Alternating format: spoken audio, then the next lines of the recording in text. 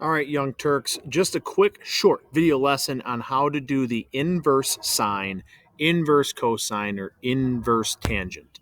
So again, to use one of these, you're going to be given a decimal that's going to represent a percent. Now to find the inverse sine, cosine, tangent, you'll see here we have sine, cosine, tangent under the main functions. But if you click on function, you'll find all the other ones that have sine, cosine, tangent, and above it you'll see sine -1, cosine -1, tangent -1, which represents the inverse.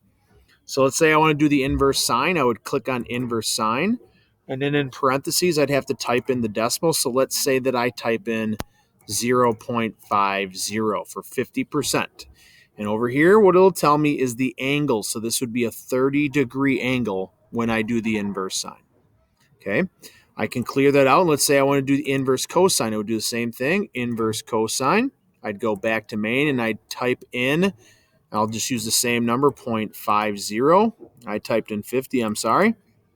But if I did 0.50, I'm sorry, folks, here we go.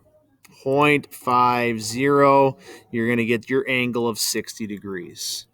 And then the last little nugget, if I were to click on inverse tangent, and go back to main, all I got to do is type in my number, say I go in 0.5. It'll give me my angle of 26 point blah, blah, blah. And what I would want to do is just simply round this to the whole number or whatever's asking for in big ideas. Okay, so just wanted to quick show you how to use the Desmos scientific calculator to do the inverse sine, inverse cosine, and inverse tangent.